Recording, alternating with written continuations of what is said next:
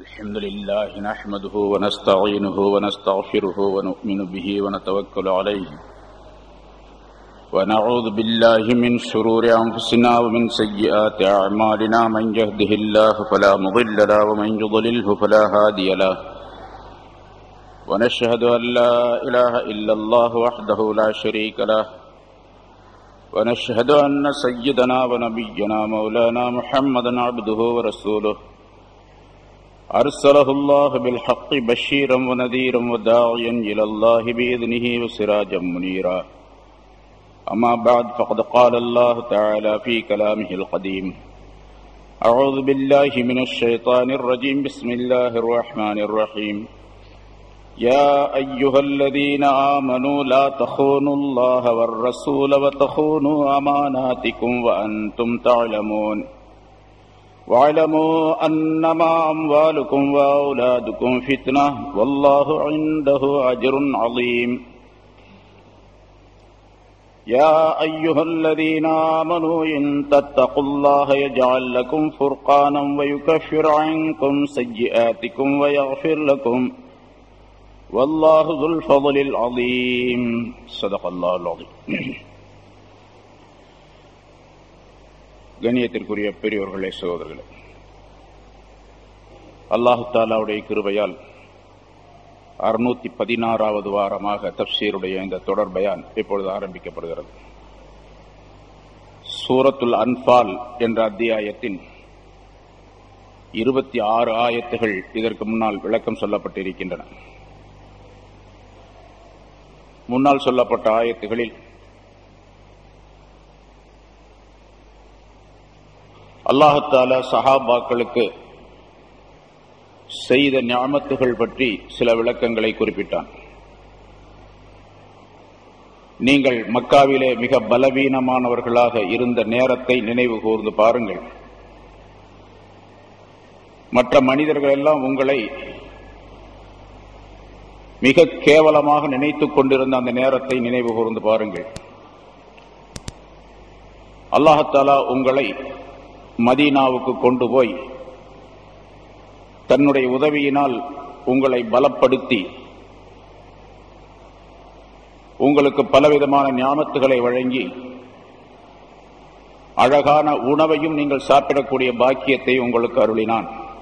நீங்கள் நன்றி செலுத்துவதற்காக என்று அல்லாஹ் தஆலா கடைசியாக சென்ற வாரம் சொல்லப்பட்ட ஆயத்தினுடைய விளக்கத்தில் குறிப்பிட்டான். அல்லாஹ் தஆலா இந்த பிரபஞ்சத்தில் வசிக்கக்கூடிய பொருள்கள் அனைத்துக்கும் உணவளிக்கக்கூடியவனாக இருக்கின்றான். அவன் எவ்வாறெல்லாம் உணவளிக்கின்றான் என்பதை சிந்திக்க வேண்டும். நமக்கு எப்படி அல்லாஹ் தஆலா உணவளித்துக் கொண்டிருக்கின்றான் என்பதையும் சிந்திக்க வேண்டும். அதற்காக வேண்டி நன்றி உள்ளவர்களாக இருக்க வேண்டும் என்ற விஷயத்தை கடைசியாக அதிலே தெரியப்படுத்தினான். உலமாக்கள், ஞானவான்கள் எழுதுகின்றார்கள், ஒரு மனிதன் வானங்கள் பூமியில் இருக்கக்கூடிய எல்லா பொருள்களையும் சிந்திக்க வேண்டும். அல்லாஹ் எப்படிப்பட்ட ஆற்றல் அறிவுள்ளவனாக இருக்கின்றான் என்பதற்கு அத்தாட்சிகளாக அவை ஆக்கப்பட்டிருக்கின்றன. அதிலே நமக்கு கொடுக்கப்படக்கூடிய உணவு, நாம் சாப்பிடக்கூடிய உணவு, இதை மட்டும் ஒரு மனிதன் சிந்தித்தால் அது மிகப்பெரிய லாபம் தரக்கூடியதாக மனிதனுக்கு ஆகிவிடும். ஒரு மனிதன் ஒரு கவளம் உணவை சாப்பிடுகின்றார் என்றால் அந்த ஒரு கவளம் உணவு நம்முடைய வயிற்றுக்கு போய் சேர்வதற்கு எத்தனை நூற்றுக்கணக்கான மனிதர்களுடைய உழைப்பு தேவைப்படுகின்றது என்பதை மனிதர்கள் சிந்திக்க வேண்டும். அப்பொழுதுதான் ஷுக்ர் செய்யக்கூடிய மனப்பான்மை ஏற்படும். லஅல்லக்கும் தஷ்குரூன் என்ற வார்த்தையின் வாசகத்தின் மூலமாக அல்லாஹ் அதனை குறிப்பிடுகின்றான். அதே போன்று நமக்கு கிடைக்கக்கூடிய உணவை எப்படி சாப்பிட வேண்டும் என்பதற்கு நமக்கு சட்டங்கள் வகுத்து தரப்பட்டு இருக்கின்றன. உலகத்திலேயே சாப்பிடுவதற்கு சில சட்டங்கள் என்று சொல்லப்பட்ட மார்க்கம் உலகத்தில் இஸ்லாத்தை தவிர வேறு எதுவும் கிடையாது. சொல்லித் தந்தவர் ரசூலுல்லாஹி ஸல்லல்லாஹு அலைஹி வஸல்லம் அவர்களை போன்று வேறு எவரும் கிடையாது. இப்படித்தான் சாப்பிட வேண்டும் என்று. சாப்பாடு இருக்குது, கை இருக்கு, வாய் இருக்கு, கையாச்சு வாயாச்சு என்று சாப்பிடுவதல்ல. எப்படி சாப்பிட வேண்டும் என்பதற்கு சட்டங்கள் இருக்கின்றன, இல்லையா? உலமாக்கள் முஃபஸ்ஸிரீன்கள் இந்த ஆயத்தின் விளக்கத்தில் எழுதுகின்றார்கள், சாப்பிடுவதற்கு சில பர்லுகள் இருக்கின்றன, சில சுன்னத்தான முறைகள் இருக்கின்றன, சில முஸ்தஹப்புகள் இருக்கின்றன. இவற்றையெல்லாம் பேண வேண்டும் என்பதாக குறிப்பிட்டு சாப்பிடுவதிலே, உணவை உட்கொள்வதிலே 4 விதமான பர்லுகள். பர்லு 4, ஒலுவுல பர்லு 4 மாதிரி சாப்பிடுறதுல பர்லு 4. முதல்ல என்ன தெரியுமா? ஹலாலான பொருளை தவிர வேற எதையும் சாப்பிடக்கூடாது. இது பர்ல். ஹலாலை தவிர வேற எந்த பொருளையும் சாப்பிடக்கூடாது. அதாவது நமக்கு முன்னால் வைக்கப்பட்டு நாம் சாப்பிடுவதற்காக வேண்டி ரெடியாக தயாராக இருக்கக்கூடிய அந்த உணவு ஹலாலா இருக்கின்றதா என்று முதலாவதாக சிந்திக்க வேண்டும். இரண்டாவது, அப்படி அந்த ஹலாலான உணவும் அல்லாஹ்வின் புறத்திலிருந்து அருளப்பட்டு இருக்கின்றது, கொடுக்கப்பட்டு இருக்கின்றது என்பதை விளங்க வேண்டும். இது பர்ல். இது அல்லாஹ்வினால் கொடுக்கப்பட்ட உணவு என்று விளங்க வேண்டும். மூன்றாவது, எந்த உணவு கொடுக்கப்பட்டு இருக்கின்றதோ, எந்த உணவை சாப்பிட போகின்றோமோ அந்த உணவை பொருந்திக் கொள்ள வேண்டும், திருப்தி கொள்ள வேண்டும். என்னடா இந்த உணவு சாப்பிட்ற இந்த நேரத்தில் அப்படின்னு சொல்லி, அது யார்? நம்ம தான் சம்பாதித்தோம், நம்முடைய வீட்டிலே உள்ள பெண்கள் தான் ஆக்கி கொடுத்தார்கள். இருந்தாலும் அந்த உணவை திருப்தியோடு ஏற்றுக்கொள்ள வேண்டும். திருப்தி, அந்த உணவின் மீது திருப்தியான மனப்பான்மை இருக்க வேண்டும். இதுவும் பர்ல். அந்த உணவின் மீது வெறுப்பு இருக்கக்கூடாது. இந்த சோத்தை எவன் திம்பா, இந்த சாப்பாட்டை யாரு திம்பா, மாடு தான் சாப்பிடும், மனுஷனா சாப்பிடுவான் அப்படின்னு சொன்னா அந்த அந்த சொல் இருக்குதே, அது அந்த உணவின் மீது அல்ல, உணவை யார் கொடுத்தானோ அவன் மீது சொல்லப்படுகின்ற குற்றச்சாட்டு. அதனால உணவை பொருந்திக் கொள்வது பர்லாக ஆக்கப்பட்டிருக்கின்றது. நாலாவது, சாப்பிட்ட பின்னால் உடலுக்கு கிடைக்கக்கூடிய எனர்ஜி, சக்தி இருக்கின்றதே, அதை அல்லாஹ் சொன்ன வழியிலே பயன்படுத்த வேண்டும். கிடைக்க பெறக்கூடிய சக்தியை அல்லாஹ் வழியிலே பயன்படுத்த, அதாவது வணக்க வழிபாடுகளிலே அல்லாஹுடைய கட்டளை, ரசூலுடைய கட்டளைகளை நிறைவேற்றுவதிலே அதை பயன்படுத்த வேண்டும். இந்த 4 பர்ல் சாப்பாட்டில். சுன்னத்துகள் 4 அதே மாதிரி சாப்பிடுவதிலே சுன்னத்துகள் 4. ஆரம்பத்தில் பிஸ்மில்லா சொல்ல வேண்டும். இது ரசூலுல்லாஹி ஸல்லல்லாஹு அலைஹி வஸல்லம் சொல்லி தந்த முறை. பிஸ்மில்லாஹிர் ரஹ்மான், பிஸ்மில்லா சொல்ல வேண்டும். சில ரொம்ப பேர் பார்க்கிறோம் பிஸ்மில்லாஹ் அப்படின்னு சாப்பிட்டுருவாங்க. சொன்னா போதும் தான், அப்படித்தான் குறிப்பிடப்படுகின்றது. இருந்தாலும் அதுல ஒழுக்கம் என்ன தெரியுமா? பிஸ்மில்லாஹிர் ரஹ்மானிர் ரஹீம் என்று முழுமையாக சொல்ல வேண்டும். ஒரு சின்ன பொருள் சாப்பிட்டாலும் சரி, தண்ணி குடிச்சாலும் சரி, டீ சாப்பிட்டாலும் சரி, சோறு சாப்பிட்டாலும் சரி, பிஸ்மில்லா அப்படின்னு சொல்லுங்க. பிஸ்மில்லா சொல்லுங்க, பிஸ்மில்லா சொல்லி சாப்பிடுங்க அப்படின்னா என்ன அர்த்தம்? பிஸ்மில்லாஹிர் ரஹ்மானிர் ரஹீம் சொல்லுங்கன்னு அர்த்தம். தொழுகையில பிஸ்மில்லா ஓதுங்க அப்படின்னு சொன்னா பிஸ்மில்லான்னு ஓதிட்டு ஒரு குர்ஆன் ஆரம்பிச்சிடலாமா? குர்ஆன் ஓதும் போது பிஸ்மில்லா சொல்லுங்க, அவுது பில்லாஹி சொல்லுங்க அப்படின்னு சொல்றோம். ஒரு அவுது பில்லாஹி அப்படின்னு சொல்லிட்டு அல்ஹம்துலில்லாஹி ரப்பில் ஆலமீன் ஓதலாமா?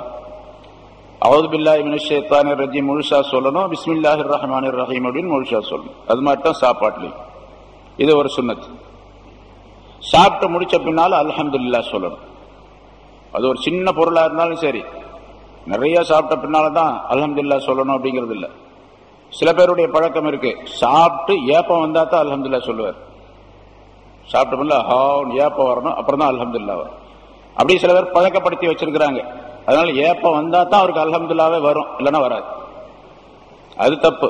எது சாப்பிட்டாலும் சரி, கொஞ்சம் சாப்பிட்டோம்னா அடுத்தாப்புல முடிச்சு சாப்பிட்டு முடிச்சாச்சா அல்ஹம்துலில்லாஹ் சொல்லும். இது ஒரு சுன்னத். மூன்றாவது, சாப்பிட்றதுக்கு முன்னாலேயும் பின்னாலேயும் கைகளை கழுவ வேண்டும். இது ரசூலுல்லாஹி 1400 வருஷத்துக்கு முன்னால சொன்னது இப்பதான் டாக்டர்கள் சொல்லிட்டு இருக்கிறோம். நிறைய சொல்றாங்க, செய்திகள் எல்லாம் பார்க்கல. நீங்க சாப்பிட்றதுக்கு முன்னாலேயும் பின்னாலேயும் கைகளை கழுவி கொள்ளுங்கள் அப்படின்னு சொல்லிட்டு. ஏன்னு கேட்டா சாப்பிடாமே, கை கழுவாமே சாப்பிட்டுக்கிட்டு இருந்தாங்க. பல நாடுகள்ல கை கழுவாமையே சாப்பிட்றாங்க, இன்னும் சாப்பிடுறாங்க. ஏன்னா அவங்க கையால சாப்பிட்றதே கிடையாது. அதனால கையை கழுவ வேண்டிய அவசியம் இல்லை அப்படின்னு சொல்லிட்டு கையில தான் சாப்பிடணும். அன்லஃபுல் அல் ஐதி அன்லஃபுல் ஆனியா என்று ஹஜ்ரத் அலி ரலியல்லாஹு தஆலா அவர்கள் சொல்லுகின்றார்கள். மேல்நாட்டுக்காரவங்க எல்லாம் கையால சாப்பிட்றதை விட்டு போட்டு கரண்டியில சாப்பிடுறான். கரண்டியில சாப்பிட்றது ரொம்ப சுத்தமானது, ரொம்ப உயர்வானது, கையால் சாப்பிட்றது நல்லதல்ல, கையில கிருமிகள்லாம் இருக்கும், கரண்டியில கிருமி இருக்காது அப்படின்னு சொல்லுவாங்க. அது மிகப்பெரிய தப்பு. கரண்டில தான் நிறைய கிருமி இருக்கும். ஏன்னா அது பல பேருடைய வாய்க்குள்ள போயிட்டு வருது. இது நம்ம வாய்க்குள்ள மட்டும்தான் போயிட்டு வரும், கை வேற யாரு வாய்க்கு போகாது.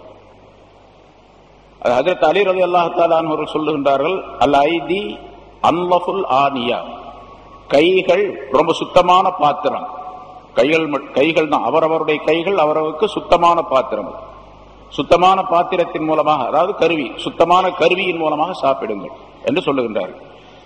முன்னாலேயும் பின்னாலேயும் கைகளை கழுவிக்கொள்வது. 4வது சுன்னத்தான முறை உட்காரக்கூடிய முறை. 3 முறைகளிலே ரசூலுல்லாஹி ஸல்லல்லாஹு அலைஹி வஸல்லம் உட்கார்ந்து சாப்பிட்டு இருக்காரு அப்படின்னு வருது இல்லையா? இந்த ஜமாத்துல போறவங்களுக்கு தப்லீக் ஜமாத்துக்காரங்க எப்படி உட்கார்றாங்களோ அந்த மாதிரி, அல்லது மண்டியிட்டு உட்காருவது, அது குத்த வைத்து உட்காருவது, இந்த மாதிரி 3ல. அதுல இடது காலை மடக்கி அதன் மீது உட்கார்ந்து வலது காலை நட்டு வைத்துக் கொள்வது ஒரு முறை. அது சிறந்த முறை என்பதாக சொல்லப்பட்டிருக்கு. சிறந்த முறை அதுக்கு ஏன் சொல்லப்பட்டது தெரியுமா? உட்கார்றதுனால மட்டுமல்ல, அப்படி உட்கார்ந்தா சாப்பாடு கம்மியா போகும், உள்ள கொஞ்சமா சாப்பிடணும், குறைவா சாப்பிடணும் அப்படின்னு இருக்கிறது ரசூலுல்லாஹி ஸல்லல்லாஹு அலைஹி வஸல்லம் சொல்லி தருகின்றார்கள். நல்ல சமணம் போட்டு வேட்டிலாம் அவுத்து விட்டுக்கிட்டு பேண்ட் எல்லாம் பெல்ட் எல்லாம் கழட்டி விட்டுட்டு உட்கார்ந்தோம்னு சொன்னா இன்னும் கொஞ்சம் அதிகமா போகும். அப்படி உட்காராம இப்படி உட்கார்ந்தோம்னு சொன்னா குறைவாக சாப்பாடு செல்லும். அதனால இந்த 4 சுன்னத்.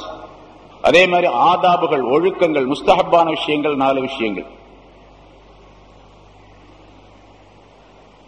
ஒரு பிளேட்ல தட்டையில சாப்பிடும் போது தனக்கு முன்னால் இருக்கக்கூடிய சாப்பாட்டை எடுத்து சாப்பிட வேண்டும். இதையும் ரசூலுல்லாஹி ஸல்லல்லாஹு அலைஹி வஸல்லம் ஹதீஸ்ல சொல்றாங்க.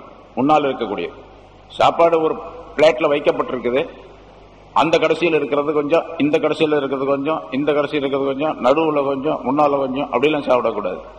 தனக்கு முன்னால எந்த பகுதி இருக்கோ அதை சாப்பிடணும். ஏன்னா தட்டினுடைய நடுவிலே அல்லாஹ் தஆலாவுடைய பரக்கத் இறங்குகின்றது. உணவு தட்டுடைய நடுவிலே அல்லாஹ்வுடைய பரக்கத் இறங்கி கொண்டு இருக்கின்றது. அதனால அந்த பகுதியை மட்டும் அப்படியே விட்டுட்டு சுத்தியே அப்படியே கொஞ்சம் கொஞ்சமா எடுத்து முன்னால தள்ளி தள்ளி தள்ளி சாப்பிடணும். இதெல்லாம் குழந்தைகளுக்கு சொல்லிக் கொடுக்கறது இல்ல, இப்ப நான் உங்களுக்கு சொல்லிக் கொடுக்கறது. கொஞ்சம் கொஞ்சமா தள்ளி தள்ளி அப்படி சாப்பிடணும். கடைசியில தான் நடுவில் இருக்கக்கூடிய உணவு சாப்பிடணும். ரொட்டியா இருந்தாலும் அப்படித்தான், கடைசியில தான் அந்த நடுவில் இருக்கக்கூடிய ரொட்டியை சாப்பிடணும். சில பேர் எந்த பகுதி நல்லா இருக்கோ அதை முதல்ல சாப்பிட்டுட்டு எது நல்லா இல்லையோ அது கடைசியில சாப்பிடுவாரு. நல்லா இருக்கிறத முதல்ல சாப்பிட்டதுனால நல்லா இல்லாதது, வேகாது கொஞ்சம் இருக்குன்னு வச்சுக்க, ஒரு ரொட்டின்னு வச்சுங்க, நல்லா மொறுமொறுன்னு இருக்கிறதெல்லாம் முதல்ல சாப்பிடுவாரு. வேகாம சில பகுதிகள் இருக்கும். இந்த முதல்ல டேஸ்டா சாப்பிட்டதுனால கடைசியாக வேகாம இருக்கிறது டேஸ்ட் இல்லாம இருக்கிறது, அப்படி வச்சுட்டு கை கழுவி போயிடுவார். உணவு சாப்பிட்றது என்ன பண்ணும், எது ருசி குறைவாக இருக்குமோ, இப்போ உதாரணமா ரொட்டின்னு வச்சுங்க, வேகாம இருக்குமோ, அதாவது அந்த வெந்தது கம்மியா இருக்குமோ அதை எடுத்து முதல்ல சாப்பிடணும். எது டேஸ்டா இருக்குன்னு தெரியுமோ அது கடைசியில் சாப்பிடணும். உதாரணமா ஒருத்தர் கொஞ்சம் சாப்பாடு, வெறும் சோறு, ஒயிட் ரைஸ் இருக்குது, கொஞ்சம் பிரியாணி வச்சிருக்கு, பிரியாணி ரொம்ப சூப்பர் பிரியாணி பக்கத்தில் வச்சிருக்கிறாங்க, கொஞ்சம் ஒயிட் ரைஸ் இருக்குது. எதை முதல்ல சாப்பிடுவோம் நம்ம எடுத்தோன்னே? முதல்ல பிரியாணி சாப்பிட்டு அப்புறம் தான் ஒயிட் ரைஸ் சாப்பிடுவோம். பிரியாணி சாப்பிட்ட பிறகு ஒயிட் ரைஸ் சாப்பிட்றதுக்கு மனசே வராது. இப்ப நிறைய பேர் ஒயிட் ரைஸ் தான் கேட்கறாங்க, அது வேற விஷயம். ஆனா பிரியாணி நல்ல, அதாவது இருக்கக்கூடிய உணவுகள்ல ரொம்ப உயர்தரமான உணவு, ராஜ உணவு அப்படின்னு சொல்லப்படும். இப்ப என்ன பண்ணு கேட்டா, முதல்ல அந்த வெள்ளை சோறு சாப்பிட்டுட்டு அப்புறம் பிரியாணி சாப்பிடும். சரி, இதெல்லாம் இந்த உணவுடைய முறைகள் சொல்லு. தனக்கு முன்னால் இருக்கிறதை சாப்பிட வேண்டும். சாப்பாடு சாப்பிடும் பொழுது ரொட்டியா இருந்தா சின்ன சின்ன ரொட்டியா புட்டு சாப்பிடணும், கையில புட்டு சாப்பிடணும். கடிச்சு பிடிச்சு எல்லாம் இழுக்க கூடாது, பல்லால கடிச்சு கையால புட்டு சாப்பிட வேண்டும். உணவு சாப்பாடாக இருந்தால், அரிசி சோறாக இருந்தால் கொஞ்சம் கொஞ்சமா எடுத்து சாப்பிடணும். அந்த பிடிய சின்ன சின்னதா கொஞ்சம் கொஞ்சமா எடுக்கணும். கை நிறைய எடுத்துக்கிட்டு, நான் மற்ற மார்க்கத்தை சேர்ந்தவர்களை பாக்குறோம், நிறைய எடுப்பாங்க, அப்படி 2 உருட்டி ஆனாங்க உள்ள போயிடுவோம் போட்டாங்க. பெரிய ஆச்சரியமா இருக்கும் பாக்குறதுக்கு. நம்ம 10 தடவை சாப்பிடணும். அந்த ஒரு கையில் அவங்க எடுக்கிறத நம்ம 10 தடவை சாப்பிடணும். 10 தடவை சாப்பிடணும், இப்படித்தான் சாப்பிடணும். அதான் சுன்னத்தான முறை, அதான் ஒழுக்கம். கொஞ்சம் கொஞ்சமா எடுத்து சாப்பிடணும். வாயில போட்ட உணவை நன்றாக மென்று சாப்பிட வேண்டும். என்ன டாக்டர் சொல்றதெல்லாம் நீங்க வேற சொல்லிட்டு இருக்கிறீங்க அப்படின்னா, ரசூலுல்லாஹி ஸல்லல்லாஹு அலைஹி வஸல்லம் சொல்லி தருகின்றார்கள். இதை எல்லா டாக்டருக்கும் பெரிய டாக்டர் அவங்க.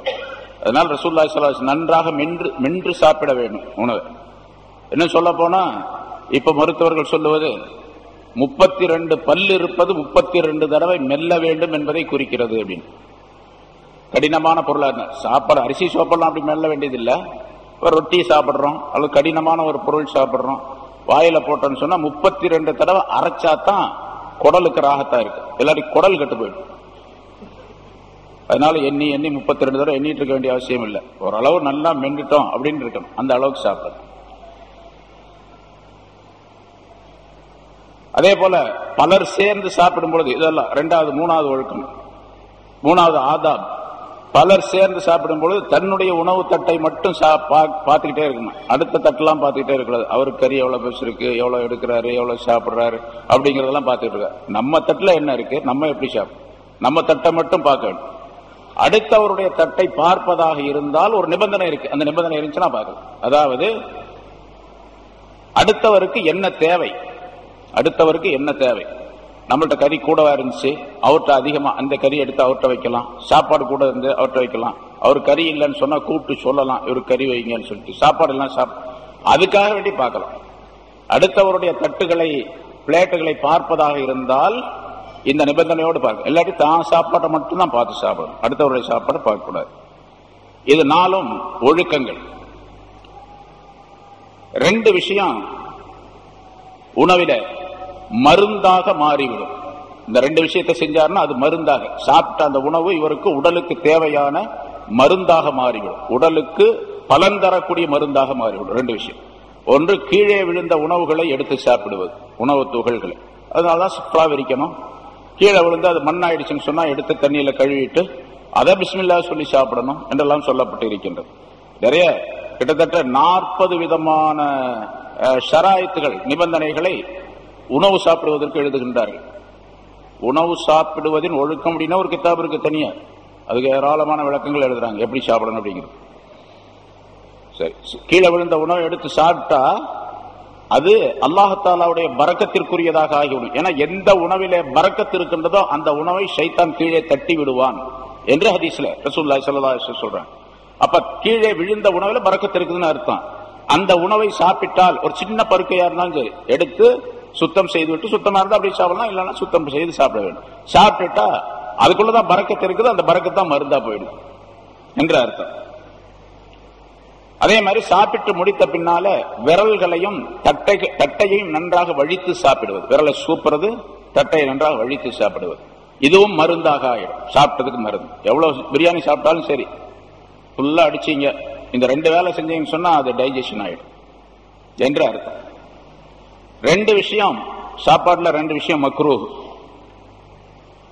அது செய்யறது மக்ரூஹ். ஒன்று, உணவை முகர்ந்து பார்ப்பது, மூக்களால மோந்து பார்க்கிறது. ஆக்கும் போது மோந்து பார்க்கறாங்க பெண்களோ அல்லது ஆக்குறவங்க, சமையல் செய்யறவரோ மோந்து பார்க்கிறார். அது அந்த உணவுல என்ன போட்டிருக்குது, என்ன போடல, அல்லது எப்படி இருக்குது அதனுடைய அமைப்பு அப்படின்னு பார்க்கறதுக்காக. சாப்பிடக்கூடியவர் மோந்து பார்க்க கூடாது. இது இப்ப மருத்துவர்களும் சொல்றாங்க, சாப்பாட்டை முகர்றதுனால உடலுக்கு குறைவுகள் ஏற்படும், தீங்குகள் ஏற்படும் என்பதாக. அது பொதுவாக சொல்லப்படும். என்ன தீங்கு எப்படி ஏற்படும் அப்படின்னு இன்னும் கொஞ்சம் ஆராய்ச்சி செஞ்சுதான் பார்க்கணும். ஆனா இங்க மக்ரூஹ் என்பதாக எழுதுகின்றார்கள், உணவை முகர்ந்து பார்ப்பது. அதே மாதிரி உணவு சூடாக இருந்தால் வாயினால் ஊதி சாப்பிடுவது மக்ரூஹ், சாப்பிடக்கூடாது, ஊதக்கூடாது. டீ சூடா இருக்குது, சாப்பாடு சூடா இருக்குது, ஊதி ஊதி சாப்பிடுறோம் அப்படி கூடாது. அது ஊதுறதுனால உள்ள கேடுகள் எல்லாத்துக்கும் ரொம்ப காலமா சொல்லப்பட்டு கொண்டு இருக்கின்றது. மனிதனுடைய உள்ள உடல்ல இருந்து வெளியே வரக்கூடிய காற்று அது வாயினால் வந்தாலும் சரி, மூக்குனால வெளியே வந்தாலும் சரி, அந்த காற்று இருக்குதே அது கரியமில வாயு உடையதாக இருக்கும், கார்பன் டை ஆக்சைடு உள்ளதாக அந்த காற்று இருக்குது. இப்ப ஒரு ஊதும் பொழுது இவருடைய அந்த நச்சு காற்று, அதாவது அதுல நச்சு கிருமிகள் இருக்குன்னு அந்த காற்றுல, இப்ப நான் பேசுறேன் அப்படின்னு சொன்னா பேசும்பொழுது வரக்கூடிய காற்றில நச்சு கிருமிகள் உடலில் இருந்து உள்ளே இருந்து வெளியே வருகின்றது. உள்ள வெளியிருந்து போகக்கூடிய காற்றுல சுவாசம் மனிதனுக்கு தேவைப்படக்கூடியதாக ஆக்சிஜனை எடுத்து செல்லுகின்றது உள்ள. இந்த மனிதனுக்கு அதாவது இவன் பேசக்கூடிய பேச்சிலிருந்து வரக்கூடிய அந்த காற்று, அதே மாதிரி மூக்கிலிருந்து வரக்கூடிய காற்று, இதுவெல்லாம் நச்சு கிருமிகளை கொண்டதாக இருக்கின்ற காரணத்தால் உணவில ஊதும் பொழுது அந்த கிருமிகள் அதிலே படியும், அதவே இருப்பு சாப்பிடுறார். உள்ள இருந்து வந்த கிருமியை திரும்ப சாப்பிட்டுறாருன்னு அர்த்தம். இது மனிதனுக்கு கேடு விளைவிக்கக்கூடிய, நோய் உண்டாக்கக்கூடியதாக அமையும். இப்படி ஏராளமான விஷயங்கள் சொல்லப்பட்டு இருக்கின்றன. அந்த கருத்துக்களை எல்லாம் சேர்த்துதான் அல்லாஹ் முந்தின ஆயத்தினுடைய கடைசியில போன வாரம் சொல்லப்பட்டது, வரஸககும் மினத் தய்யிபாத்தி லஅல்லகும் தஷ்குரூன், நீங்கள் நன்றி செலுத்துவதற்காக வேண்டி உங்களுக்கு ஹலாலான இனிமையான பொருளிலிருந்து உணவளித்தான் அவன் என்று அல்லாஹ் சொல்லி காட்டுகின்றான். அந்த ஆயத்தில் இந்த கருத்துக்கள் எல்லாம் நமக்கு பெறப்படுகின்றன. அதை செய்தால் நன்றி உள்ளவர்களாக ஆகிவிடுவோம் என்பது பொருளாகும். அடுத்து அல்லாஹ் சொல்லுகின்றான், யா அய்யுஹல்லதீன ஆமனூ லா தஹூனுல்லாஹ வர்ரஸூல வதஹூனு அமானாத்திக்கும் வஅன்தும் தஅலமூன். இது ஒரு சம்பவத்தினுடைய அடிப்படையில் அருளப்பட்ட ஆயத்து. யூதர்கள் பனு குறைலா, பனு நுலைர் என்று 2 வர்க்கத்தினர். முன்னால் நிறைய சொல்லியிருக்கிறோம், பல ஆயத்துகளுக்கு விளக்கம். அவங்க மதீனாவில் இருந்தாங்க. மதீனால பல குறும்புகள் செஞ்சுக்கிட்டு இருந்தாங்க. ரசூலுல்லாஹ்வுக்கு எதிராக எல்லாம் பல போர்கள் தொடுத்தாங்க, பல விதமான தீங்குகள் செஞ்சாங்க. அதனால அந்த கூட்டத்தாரை ரசூலுல்லாஹி ஸல்லல்லாஹு அலைஹி வஸல்லம் அவர்கள் ஹைபர் என்று அங்கிருந்து மதீனாவிலிருந்து கொஞ்சம் தூரத்தில் இருக்கக்கூடிய ஒரு பகுதிக்கு அனுப்பிட்டாங்க. ஹைபர் என்ற இடத்துல போய் நீங்க குடியிருங்க அப்படின்னு சொல்லிட்டு அனுப்பிட்டாங்க. மதீனாவை விட்டு அவர்கள் வெளியேற்றப்பட்டார்கள். அந்த இடத்துல இருந்துட்டு இருந்தாங்க. அங்கேயும் போய் சும்மா இருக்கல, மக்காவாசிகளோடு சேர்ந்து கொண்டு போர் செஞ்சாங்க. கடைசியில ஹைபர் போர் என்று பிரபலமான ஒரு போர் நடந்தது. அதில் அவர்கள் எல்லாம் சரணடைந்தார்கள். கடைசியில நீண்ட நாள், ஒரு 20 நாள் முற்றுகையிட்டார்கள் ரசூலுல்லாஹி ஸல்லல்லாஹு அலைஹி வஸல்லம் ஹைபருடைய அந்த கோட்டையை. பெரும் பெரும் கோட்டைகளை கட்டி கொண்டிருந்தார்கள், முற்றுகையிட்டார்கள். கடைசியில தோல்வியுற்றார்கள் அவர்கள். ரசூலுல்லாஹி ஸல்லல்லாஹு அலைஹி வஸல்லம் அப்படி அந்த முற்றுகையிடுவதற்கு, அதாவது ஹைபர் அந்த யூதர்களிடத்திலே போர் செய்வதற்காண்டி போவதற்கு முன்னாலே அவர்களிடத்தில் பேச்சுவார்த்தை நடத்த வேண்டும் என்று ரசூலுல்லாஹி ஸல்லல்லாஹு அலைஹி வஸல்லம் விரும்பினார்கள், அவர்களும் விரும்பினார்கள். அப்ப அவங்க சில பேரை சொன்னாங்க, நாங்க இன்னென்ன இந்த மனிதர் தான் எங்களுக்கு நடுவராக இருக்க வேண்டும், அவர் தான் எங்களிடத்தில் பேச வேண்டும், நாங்க சொல்றதை உங்கள்கிட்ட சொல்லணும், நீங்க சொல்றதை எங்கள்கிட்ட சொல்லணும். இவர் நடுவராக இருந்து பேச்சுவார்த்தைக்கு உடன்படக்கூடிய ஒரு சூழ்நிலையை உருவாக்குவது இன்னார் இருக்க வேண்டும் என்று ஒரு மனிதரை குறிப்பு. அவர் அவருக்கு சார்பானவர். ரசூலுல்லாஹி ஸல்லல்லாஹு அலைஹி வஸல்லம் அவர்கள் சொன்னார்கள், இல்ல, ஸஅத் இப்னு முஆஸ், ஸஅத் இப்னு முஆஸ் அவர் மதீனாவிலே மிக உயர்ந்த அந்தஸ்து பெற்றவர்கள், அன்சாரிகளுடைய தலைவர். அவர் முஹாஜிரீன்களிலே, மக்காவாசிகளிலே அபூபக்கர் சித்திக் ரலியல்லாஹு தஆலா அன்ஹு அவர்களுக்கு என்ன அந்தஸ்தோ அதே அந்தஸ்து மதீனாவாசிகளே ஸஅத் இப்னு முஆஸ் ரலியல்லாஹு தஆலா அன்ஹு அவர்களுக்கு இருந்தது. ரசூலுல்லாஹி ஸல்லல்லாஹு அலைஹி வஸல்லம் அவர்கள் சொன்னார்கள், இவரை நாங்கள் அனுப்புகின்றோம் பேசுவதற்கு, ஸஅத் இப்னு முஆஸ். அவர் பேசுவதற்கு நீங்க ஒத்துக்கொள்றீங்களா, அவர் பேசுறதுக்கு நீங்க ஒத்துக்கொள்றீங்களா அப்படின்னு கேட்டு முதல்ல ஒரு ஆளை அனுப்பி கேட்டு வர்றதுக்காண்டி ஒரு ஆள் அனுப்புனாங்க. அனுப்பப்பட்ட அந்த மனிதருடைய பெயர், அந்த சஹாபியுடைய பெயர் அபூ லுபாபா, அவருடைய பெயர். ஆனா அந்த அபூ லுபாபா யூத வர்க்கத்தை சார்ந்தவர், இஸ்லாத்தை ஏற்றுக்கொண்டார். இவருடைய மனைவி, மக்கள், சொத்துக்கள் எல்லாம் அந்த யூதர்களிடத்தில் மாட்டிக்கொண்டிருக்குது, நிறைய இருக்குது பொருள்லாம். இவருடைய மனைவி, மக்கள், சொத்துக்கள் சில, இவையெல்லாம் அங்கே குடும்பத்தார்கள் எல்லாம் நிறைய அங்க இருக்கிறாங்க. இப்ப ஸஅத் இப்னு முஆஸ் ரலியல்லாஹு தஆலா அவர்களை நடுவராக வைத்து பேச்ச ஆரம்பிச்சு பேசணும்னு சொன்னா கடைசியில என்ன ஆகும் அப்படிங்கறதையும் ரசூலுல்லாஹி ஸல்லல்லாஹு அலைஹி வஸல்லம் சஹாபாக்களுக்கு மத்தியில் சொல்லி வச்சிருந்தாங்க. அதாவது அவர்கள் கண்டிப்பாக நம்ம சொல்றதை ஏற்றுக்கொள்ளவில்லைன்னா எல்லாத்தையும் கத்தல் பண்ணிடணும், இல்லாட்டி நாடு கடத்திடணும் அப்படிங்கறது தான் முடிவு. ஆனா பேச்சுக்காண்டி இவரை வச்சு நடுவராக ஸஅத் இப்னு முஆஸ் வைக்கணும், அது சம்மதமான கேட்டு வர்றதுக்காண்டி ஒரு ஆள் அனுப்புனாங்க. அவர் தான் அபூ லுபாபா. இவர் போனவர் அந்த பனு நுலைர் என்ற கூட்டத்தாரிடத்தில் பேசிட்டு இருந்தாங்க. அப்படி பேசும்போது என்ன ஆச்சு, என்ன செய்தி, அதாவது எப்படி ஸஅத் இப்னு முஆஸ் இடத்துல பேசினா சரியா வருமா அப்படின்லாம் அவங்க கேட்டாங்க. அவர் என்ன செஞ்சாருன்னு கேட்டா, அல்லாஹ் ரசூல், இப்ப அவர் இஸ்லாத்தை ஏற்றுக்கொண்டவர், ரொம்ப முழுமையான பக்காவான சஹாபி தான், ஈமான்ல பரிபூர்ணமானவர் தான், அது சந்தேகம் இல்லை. ஆனா இவருடைய மனைவி, மக்கள், பொருள்கள் எல்லாம் அங்கே குடும்பங்கள் எல்லாம் இருக்கின்ற காரணத்தால் இவருக்கு கொஞ்சம் வருது. ரசூலுல்லாஹி ஸல்லல்லாஹு அலைஹி வஸல்லம் அவர்கள் நடவடிக்கை எடுத்து அங்க போர் தொடுத்து இந்த ஹைபருக்கு வந்தாங்க அப்படின்னு சொன்னா இவருடைய மனைவி மக்களும் கூட பாதிக்கப்படுவார்கள், பொருள் எல்லாம் பாதிக்கப்படும், நம்முடைய உறவினர்கள் எல்லாம் பாதிக்கப்படுவார்கள் அப்படின்னு ஒரு நினைப்பு வந்துருச்சு இவருக்கு. ஷைத்தான் தான்.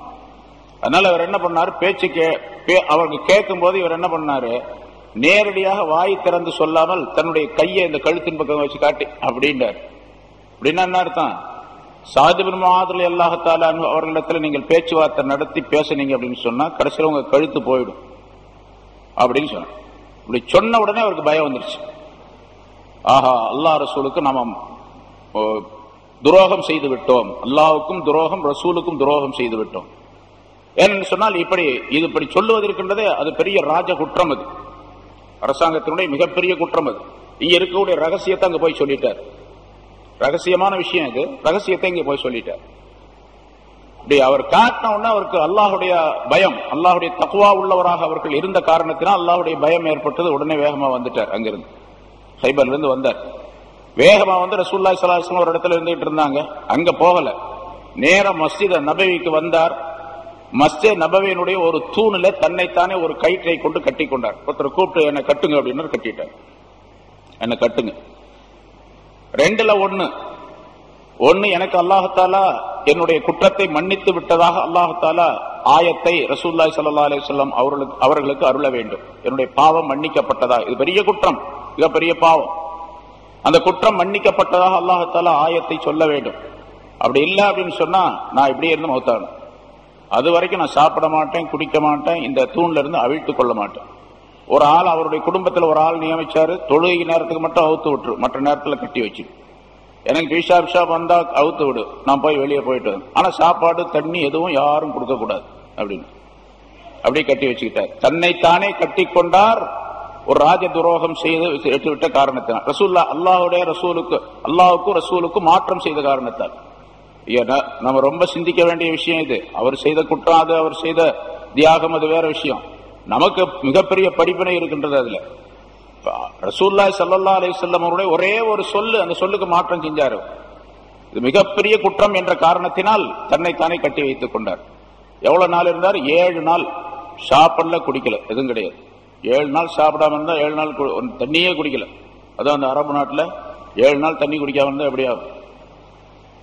ஒரு நாளைக்கு 5 லிட்டர் 10 லிட்டர், குறைஞ்ச 5 லிட்டர்னு வச்சுங்க, 35 லிட்டர் தண்ணி குடிச்சிருக்க வேண்டியது. ஒரு பிட்டு தண்ணியும் கூட ஒரு பொட்டு தண்ணியும் கூட குடிக்கல. அதே மாதிரி ஒரு பிட்டு துண்டு, ஒரு உணவும் சாப்பிடல, ஒரு பேரிச்சம்பளம் சாப்பிடல, ஒரு துண்டு எதுவுமே சாப்பிடல. 7 நாள். 7வது நாள் அவர்னால முடியல, அப்படியே மயக்கம் வந்து கீழே விழுந்துட்டார். அந்த நேரத்தில் அல்லாஹ்தஆலா இந்த ஆயத்தை இறக்கி வைத்தான்.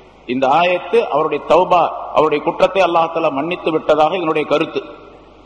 ஆனா ரசூலுல்லாஹி ஸல்லல்லாஹு அலைஹி வஸல்லம் அவர்களிடத்தில் சொல்லப்பட்டது, இந்த மாதிரி அபூ லுபாவா போனாரு, இப்படி செய்துட்டாரு, அதற்கு பரிகாரமாக, குற்றப்பரிகாரமாக தன்னைத்தானே தூணிலே கட்டி வைத்துக் கொண்டார் என்பதாக சொல்லப்பட்ட பொழுது ரசூலுல்லாஹி ஸல்லல்லாஹு அலைஹி வஸல்லம் அவர்கள் சொன்னார்கள், அவர் ஏன் அப்படி செஞ்சார்? தனக்குத்தானே ஒரு தண்டனை விதிச்சுக்கிட்டார்.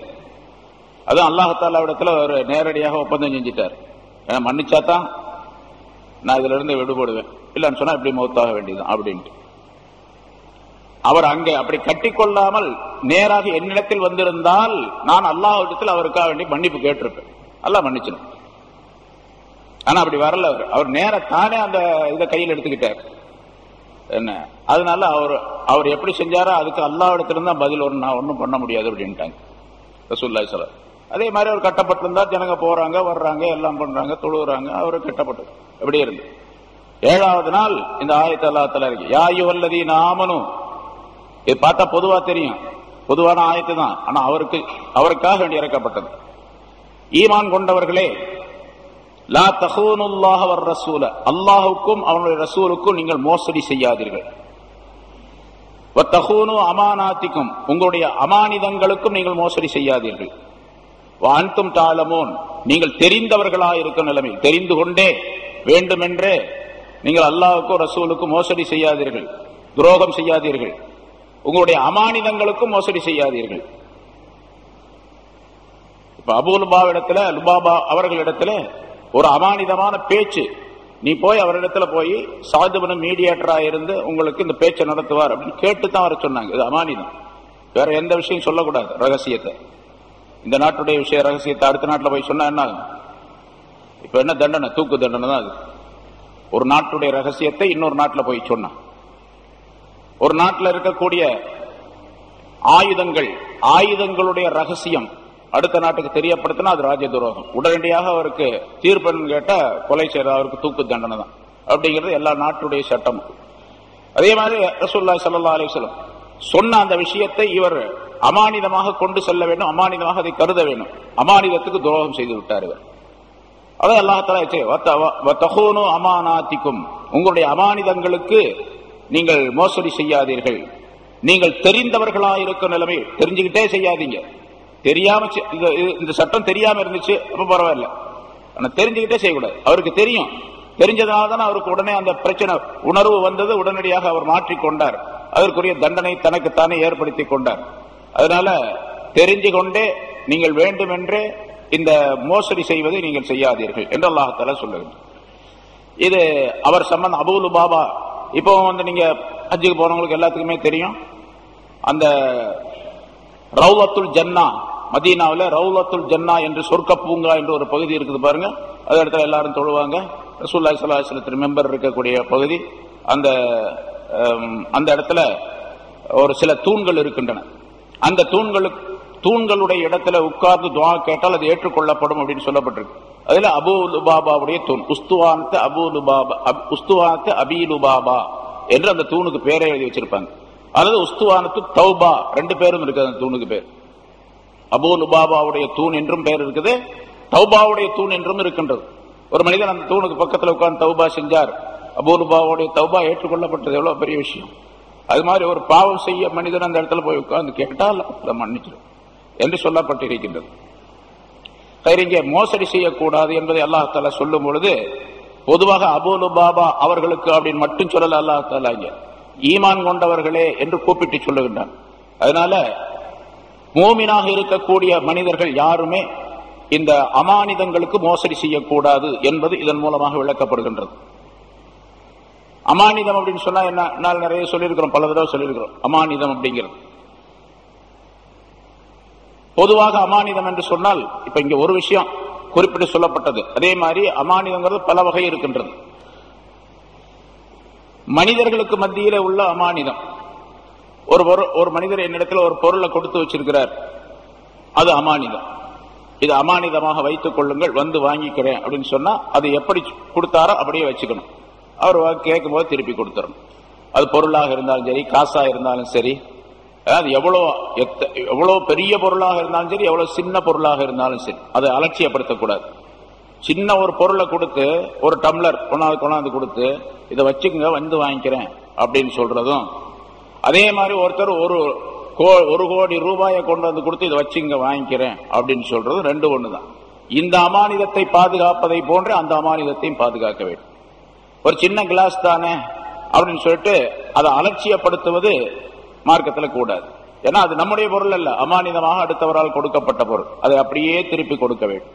எந்த பொருளை கொடுத்தாரோ அப்படியே கொடுக்க வேண்டும். அதை எந்த வகையான உபயோகத்திற்கும் நாம் வைத்துக் கொள்ளக்கூடாது.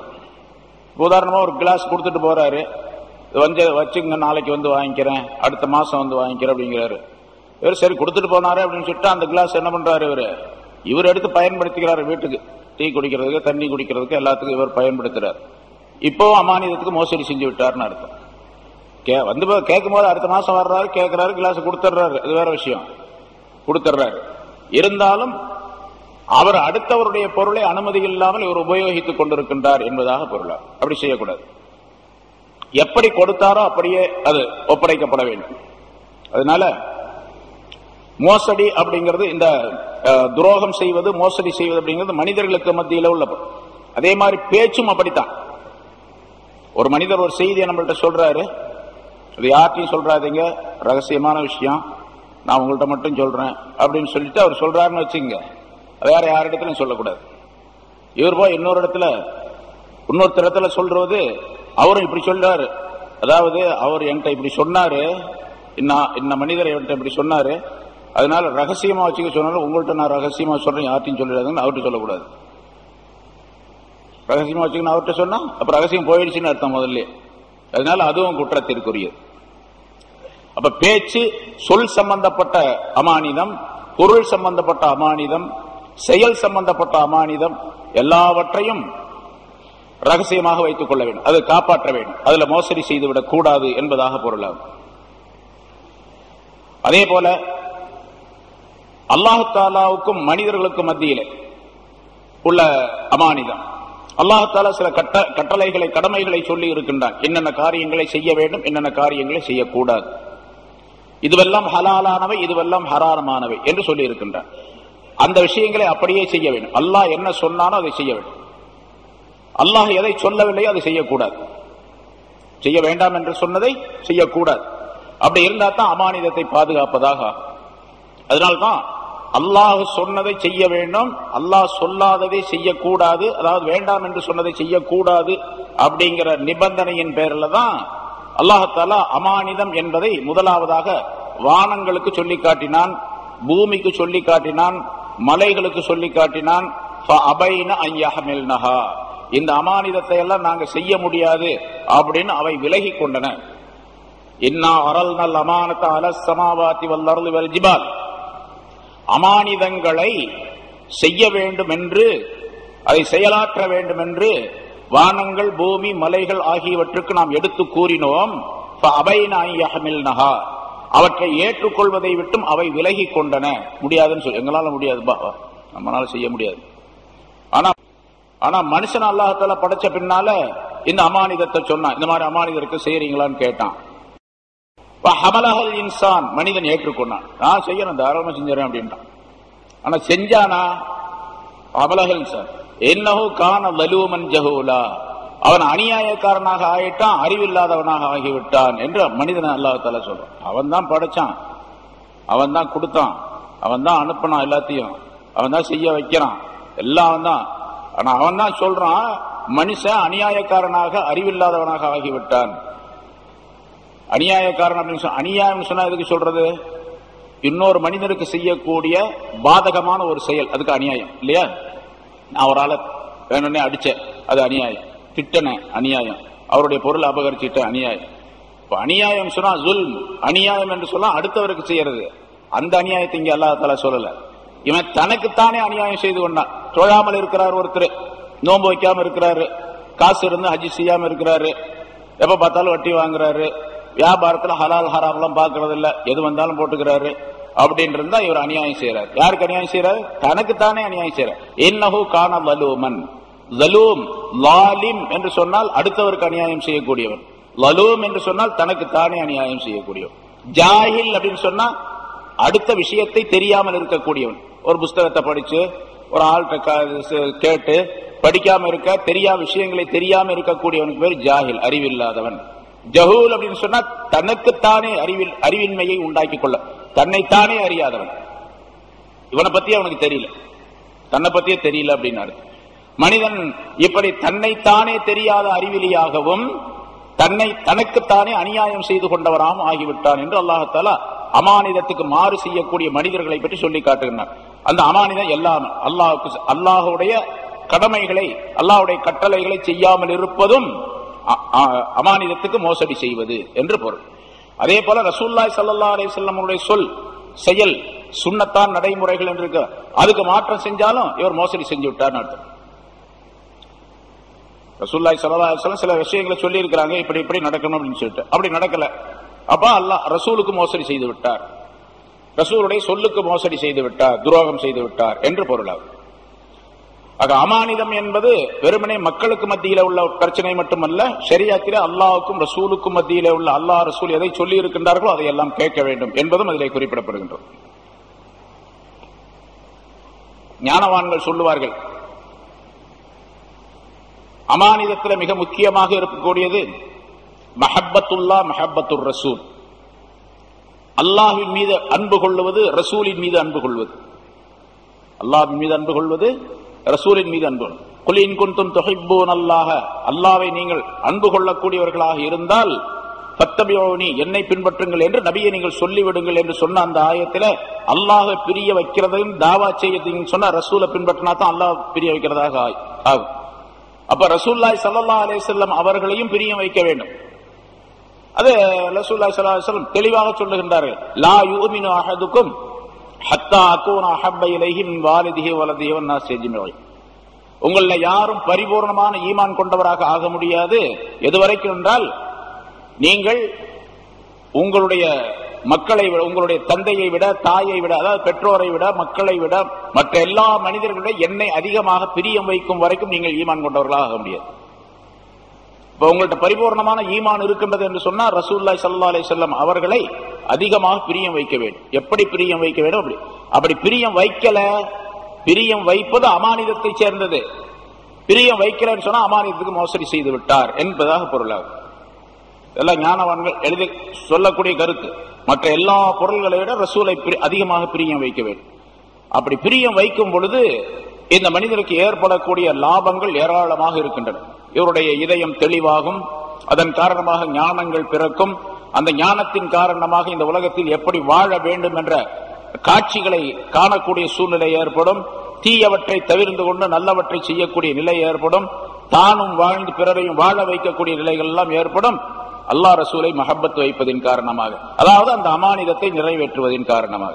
இதை செய்யாவிட்டால் எல்லா விதமான மோசடிகளையும் செய்தவராக இவர் ஆகிவிடுவார். ஏன்னா இவருக்கு ஞானம் கிடைக்காது, உள்ளம் தெளிவடையாது, அதன் காரணமாக பல்வேறு விதமான குற்றங்களை செய்யக்கூடியவராக ஆகிடுவார். இப்ப அல்லாஹ்வுக்கு ரசூலுக்கு மோசடி செய்யவராக ஆகிடுவார். நீண்ட விளக்கங்களை எழுதி சொல்லி காட்டுகின்றார்கள்.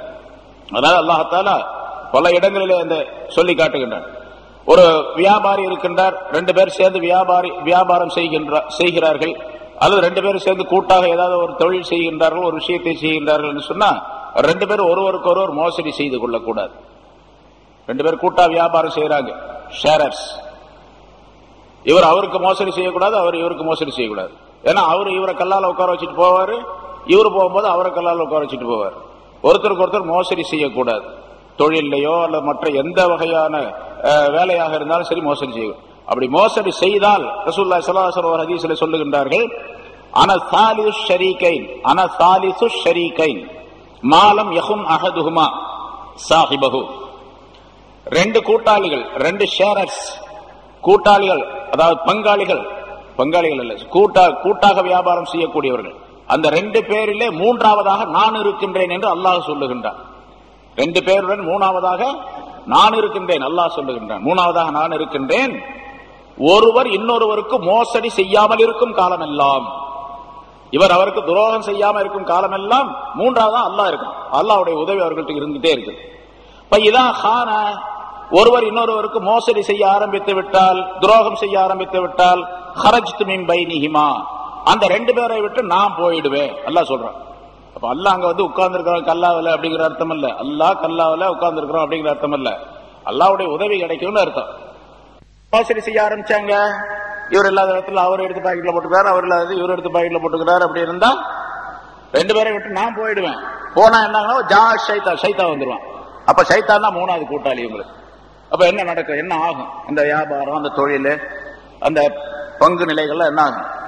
அப்படித்தான் நிறைய இருக்கு. அதனாலதான் பிரச்சனையே வருது.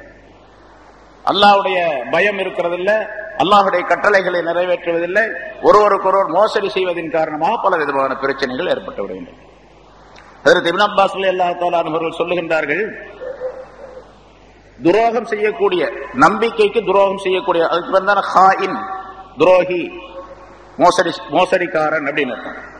கல்புன் அமீனுன் கைரும் மின் சாஹிபி ஹாயினின். மோசடி செய்யக்கூடிய, துரோகம் செய்யக்கூடிய ஒரு நண்பனை விட ஒரு நம்பிக்கையாளனுடைய நாய் ரொம்ப மேலானது அப்படின்னு சொல்றாரு. அவன் இருக்கிற நாய் ரொம்ப மேலானது. ஏன்னா அதாவது கொஞ்சம் வாலாட்டி நன்றியோட இருக்கும் இந்த துரோகம் செய்யக்கூடிய நண்பனை விட என்பதாக குறிப்பிடுகின்றார். அப்படி நம்பிக்கை, அதாவது நம்பிக்கைக்கு துரோகம் செய்தால் அது கடுமையான குற்றத்திற்குரியது, மிகப்பெரிய தண்டனைக்குரியது என்பதையும் அல்லாஹ் தஆலா சொல்லி காட்டுகிறார். யா அய்யுஹல்லதீன, வேறொரு இடத்துல அல்லாஹ் தஆலா சொல்லும்போது முன்னால் சொல்லிருக்கோம். இன்னொரு இடத்துல, அதாவது ஒரு ஹதீஸ்ல, ஒரு ஆயத்துல அல்லாஹ் தஆலா வேறொரு ஆயத்துல முன்னால் வந்து அந்த ஆயத்து சொல்லப்பட்டு இருக்கின்றது. ரசூலுல்லாஹி ஸல்லல்லாஹு அலைஹி வஸல்லம் சொல்லுகின்றார்கள், சரி 2 பேர், நாம இப்ப சொன்ன மாதிரி 2 பேர் வியாபாரம் செய்யறாங்க, தொழில் செய்யறாங்க, சேர்ந்து பார்ட்னா வியாபாரம் ஏதாச்சும் ஒரு தொழில் செய்யறாங்கன்னு வச்சுங்க. ஒருத்தர் மோசடி செய்யறாரு, நல்லா தெரியுது. இப்ப இவர் நினைக்கிறார், அவர் செய்யறாரு அதனால நானும் செய்யணும் அப்படின்னு நினைக்கிறார். அப்ப 2 பேரும் சேர்ந்து நினைச்சா 2 பேரும் குற்றவாளியாக ஆயிடுவாங்க. 2 பேரும் குற்றவாளி ஆயிடுவாங்க. ரசூலுல்லாஹி ஸல்லல்லாஹு அலைஹி வஸல்லம் அவர்கள் சொல்லுகின்றார்கள், உன்னுடைய நண்பன் உனக்கு மோசடி செய்தால் நீ அவனுக்கு மோசடி செய்யாதே. பாருங்க ஒரு விஷயம், இதுல ஒரு மனிதன் இன்னொரு மனிதனை அநியாயமாக அடித்தால் கணத்துல அடிக்கிறான், அதே மாதிரி திருப்பி அடிக்கவும் அப்படின்னு இருக்கு.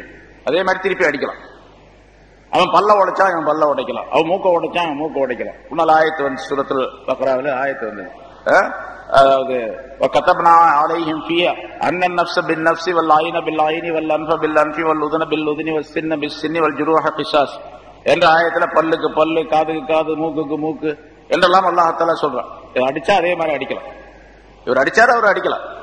ஏன்பா அடிச்சா, அவன் அடிச்சா நான் அடிச்சு அப்படின்னு சொல்ற. ஆனா அது நல்லதல்ல.